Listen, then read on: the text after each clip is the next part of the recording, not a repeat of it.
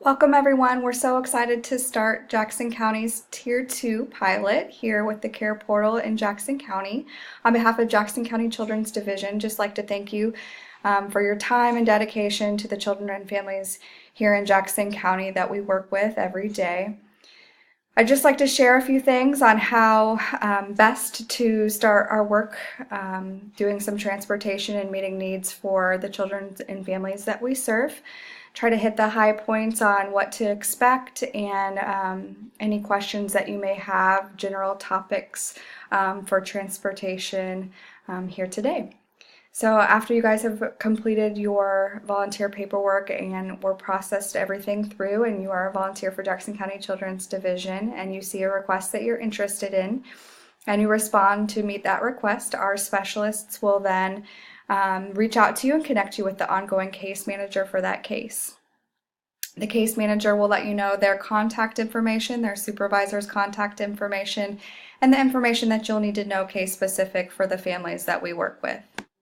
The types of requests that you may see from us may be short-term requests, could be long-term requests. Example of a short-term request might be a child needs transportation from Blue Springs to Independence for a very short period of time. Perhaps it would be 1 week to 2 weeks. The response to that request would need to be fairly timely, about within 24 hours would be the best.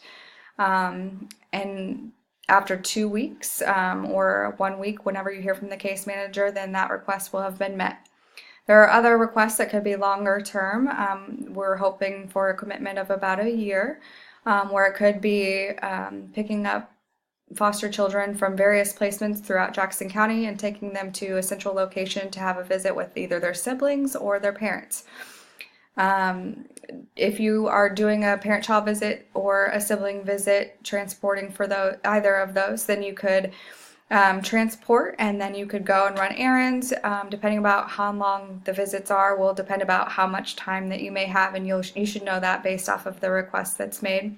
That could be modified or changed throughout the year. For example, a parent could have a visit for an hour at the beginning, and then that could maybe expand to about 3 hours or longer as the case progresses. So the time in between could vary, but it'll definitely start at a shorter amount of time.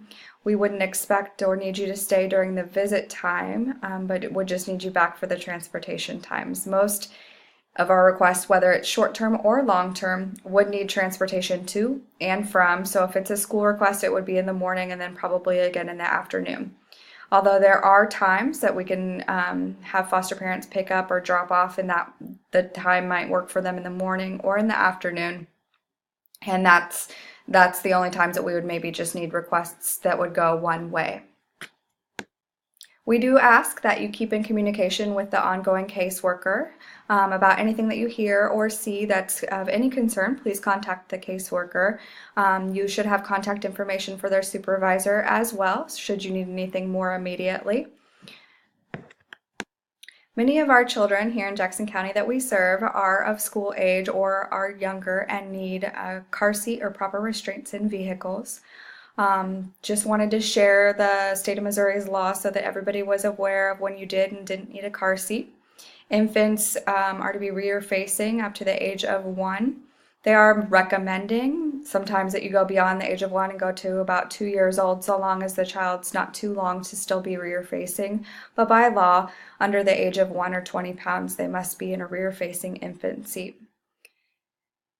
About 4 years old or less than 40 pounds, they are to be in another child safety seat appropriate for their age and height, and must be restrained in some sort of car seat to include a booster seat by the age of 8 years old or 80, meaning any child who is 7 years old up to their 8th birthday or weighs less than 80 pounds does need to be in some type of booster seat to ensure their safety while they're driving with you in the car.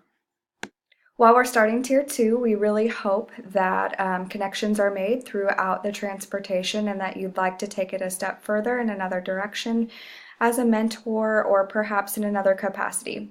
If at any time you feel like you've made a connection with a child or with a family that you'd like to do something additional for, please make sure that you have that conversation with that caseworker about what it is that you're interested in doing, and we'd be happy to help you along with that process.